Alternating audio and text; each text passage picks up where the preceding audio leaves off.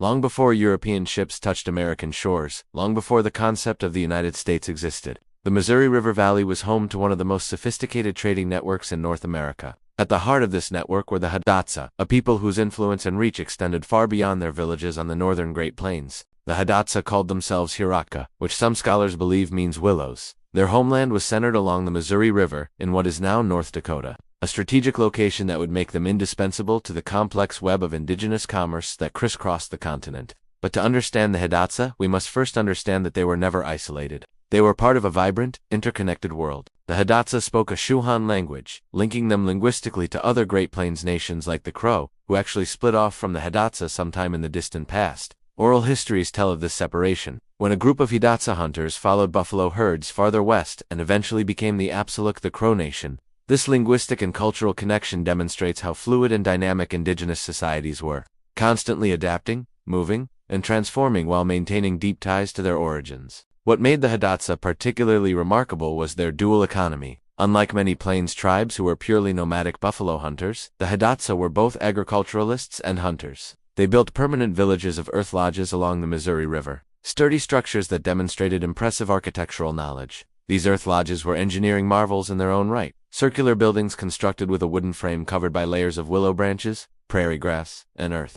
They could be 40 to 60 feet in diameter, large enough to house extended families of 10 to 30 people. Inside these earth lodges, the center was dominated by a fire pit, with smoke escaping through an opening in the roof that also served as a skylight. Around the walls, families had their sleeping platforms and storage areas. These weren't primitive shelters but comfortable, well-designed homes that provided excellent insulation against the brutal northern plains winters, where temperatures could plummet to 30 or 40 degrees below zero. But the earth lodges were more than just housing. They were centers of family life, storytelling, ceremony, and work. And crucially, they were symbols of the Hidatsa's agricultural lifestyle. Unlike nomadic tribes who followed the buffalo and portable tipis, the Hidatsa had permanent settlements because they were farmers. The Hidatsa cultivated extensive gardens along the Missouri River bottomlands. They grew corn, beans, squash, sunflowers, and tobacco. These weren't casual gardens, but sophisticated agricultural operations that required deep knowledge of seeds, soil, weather patterns, and water management.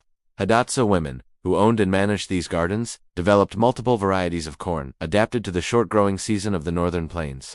Some of these traditional varieties are still grown today. This agricultural expertise was the foundation of Hidatsa economic power. While they certainly hunted buffalo and other game during seasonal expeditions, their stored agricultural surplus made them wealthy by the standards of the plains. And wealth, in the indigenous economy, meant trade goods. The Hidatsa villages became major trading centers, perhaps the most important in the northern plains. Their location was strategic, situated at a crossroads, where different ecological zones and different peoples met. To the west were the Rocky Mountains and the tribes who lived there. To the east were the woodlands and the tribes adapted to forest life. To the north and south stretched the Great Plains with its nomadic buffalo hunters. The Hidatsa facilitated exchange among all these groups. Nomadic tribes like the Crow, Cheyenne, and various Sioux bands would come to Hidatsa villages to trade buffalo robes, dried meat, and other products of the hunt for Hidatsa corn, beans, and squash. Tribes from the mountains would bring obsidian, special stones, and other mountain products. Tribes from the east would bring items from the woodlands and eventually, after European contact, guns and metal tools that had traveled through indigenous trading networks from the Atlantic coast. These weren't simple barter transactions. Hidatsa trading involved complex protocols, ceremonies, and relationships that could span generations. Trade partnerships were formalized through ritual, and breaking trade agreements was a serious matter. The Hidatsa villages weren't just markets but diplomatic centers where alliances were forged, marriages arranged, and peace maintained. The social structure that supported this trading economy was matrilineal. Among the Hidatsa, clan membership, inheritance, and social status passed through the mother's line. When a man married, he typically moved into his wife's earth lodge, joining her extended family. The eldest woman of the household often held significant authority over the lodge and its resources, including the all-important gardens. This matrilineal system shouldn't be romanticized as some sort of matriarchy or perfect gender equality. Men still held important roles as hunters, warriors, and religious leaders. But women controlled significant economic resources, particularly agricultural production, and the earth lodges themselves. They owned the gardens, controlled the harvest, and managed much of the trade in agricultural goods. This gave Hidatsa women a degree of economic power and autonomy that surprised many European observers who came from patriarchal societies. Hidatsa society was organized into clans, each with its own traditions, ceremonies, and responsibilities. These clans cut across villages, creating networks of kinship and obligation that bound Hidatsa communities together. Your clan determined who you could marry, who you had obligations to, and what role you played in certain ceremonies. Religion and spirituality permeated every aspect of Hidatsa life. They recognized a complex spiritual universe populated by powerful beings. The Creator, sometimes called First Creator or Earthnamer in translations, had made the world. But there were also countless other spirits associated with animals, natural phenomena, and sacred places. Acquiring spiritual power through visions, fasting, and other practices was important for success in hunting, warfare, and life generally. The Hidatsa had age-graded societies, particularly for men, that structured social and ceremonial life. Young men would progress through different societies as they aged, each with its own regalia, songs, dances, and responsibilities. Some of these societies were military, organizing young warriors. Others were ceremonial. These societies created bonds among men of similar age and ensured that knowledge and traditions passed from generation to generation. One of the most important aspects of Hidatsa culture was their rich oral tradition. Like all indigenous peoples without writing systems, the Hidatsa maintained their history, their knowledge, and their identity through stories passed from generation to generation. These weren't just entertainment but education, encoding everything from historical events to moral lessons to practical knowledge about survival. Some of these oral histories stretched back centuries, maintaining memories of migrations, battles, alliances, and transformations. They told of how the world was created, how the Hidatsa came to live along the Missouri, how various practices originated. These stories are remarkable not just for their cultural value, but for their historical accuracy. Archaeological evidence has confirmed details from oral histories that seemed like myth, but turned out to be actual historical memory, preserved across centuries. The Hidatsa were not isolated from other indigenous peoples.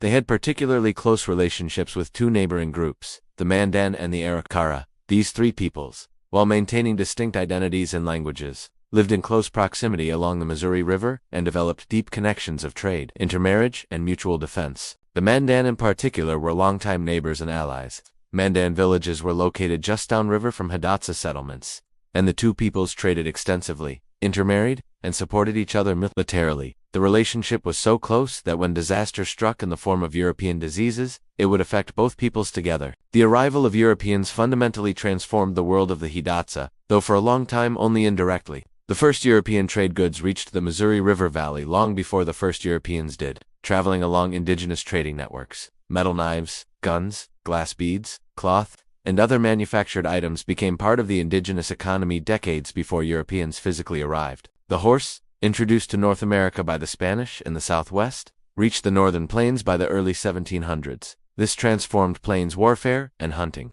making nomadic buffalo hunting much more efficient and effective. Ironically, while horses made the Hidatsa's nomadic neighbors more powerful, they also increased demand for Hidatsa agricultural products, as nomadic tribes needed to trade for corn and vegetables. The first documented European contact with the Hidatsa came in the 1730s, when French traders began reaching the Missouri River Valley. But the most famous early contact occurred in the winter of 1804 to 1805, when the Lewis and Clark expedition spent months near Hidatsa and Mandan villages. William Clark's journals provide detailed descriptions of Hidatsa life during this period. The expedition hired a French-Canadian trader named Toussaint Charbonneau as an interpreter, and Charbonneau brought with him his teenage wife Sacagawea. Sacagawea was actually Shoshone by birth, captured as a child by a Hidatsa raiding party and adopted into Hidatsa society. Her knowledge of multiple languages and her familiarity with the geography to the west proved invaluable to the expedition. Sacagawea's story illustrates several important aspects of Hidatsa society. Raiding for horses and captives was common among plains tribes, and captives were often adopted into the capturing tribe, sometimes becoming full members. The fact that Sacagawea knew both Shoshone and Hidatsa and could communicate across tribal boundaries shows how multilingualism and cultural flexibility were survival skills in the indigenous world. But if horses and trade goods were the first wave of European impact, disease was the second and far more devastating. European diseases, particularly smallpox, were catastrophic for indigenous peoples who had no immunity.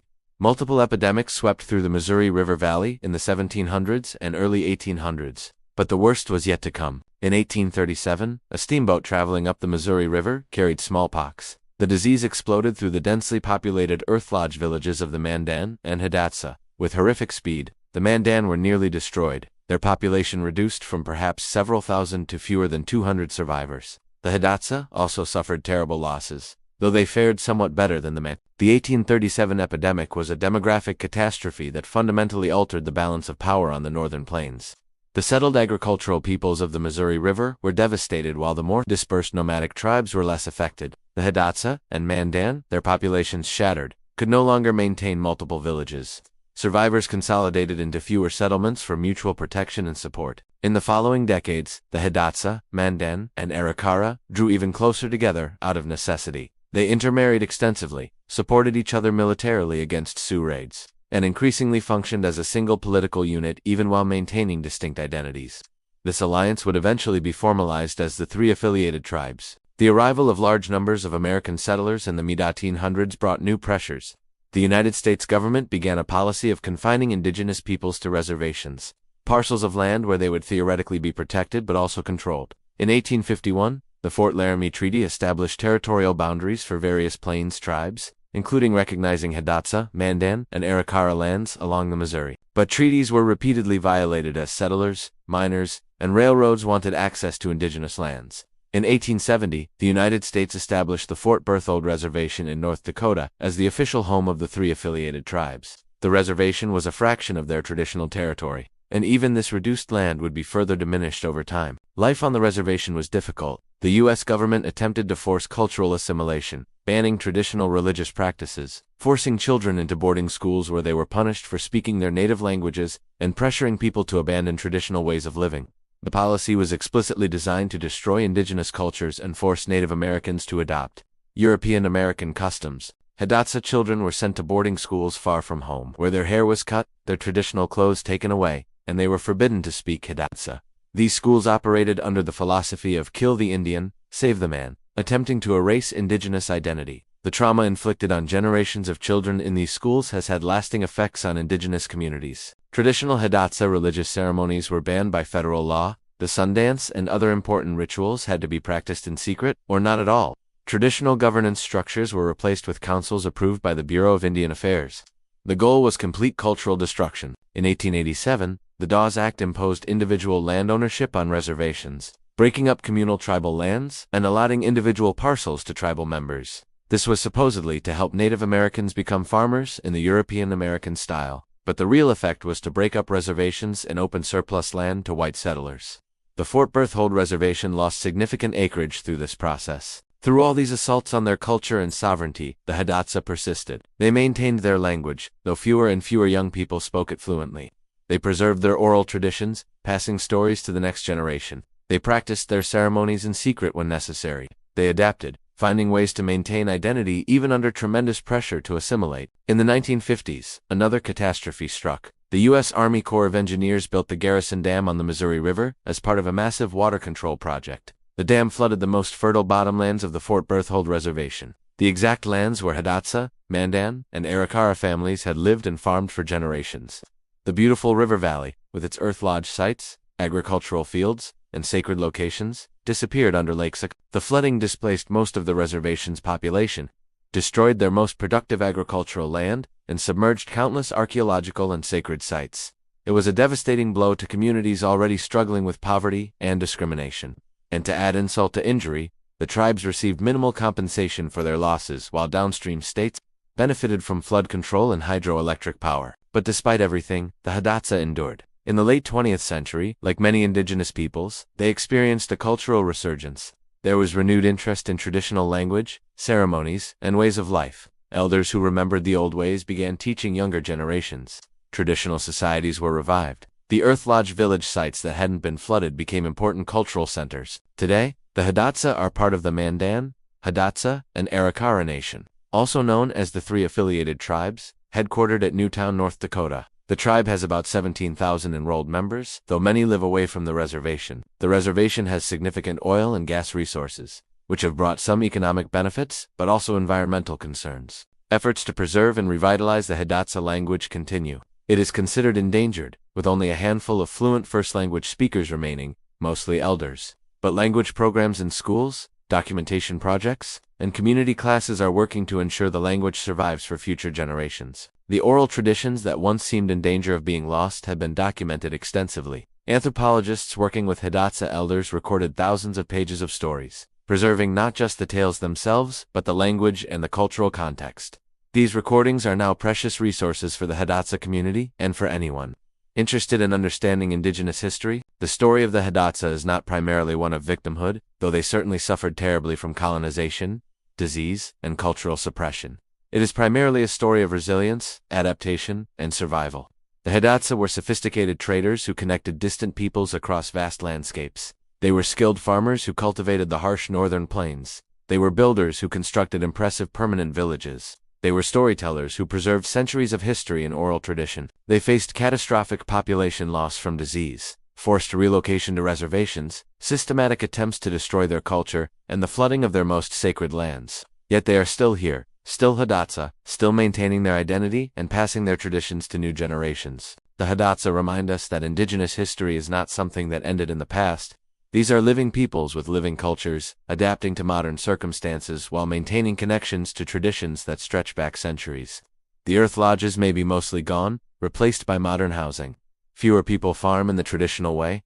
The language is endangered. But the Hidatsa continue, honoring their ancestors while building a future for their children. Their story challenges simplistic narratives about indigenous peoples. They were never primitive or backward. They built complex societies with sophisticated economies, governance, and spiritual traditions.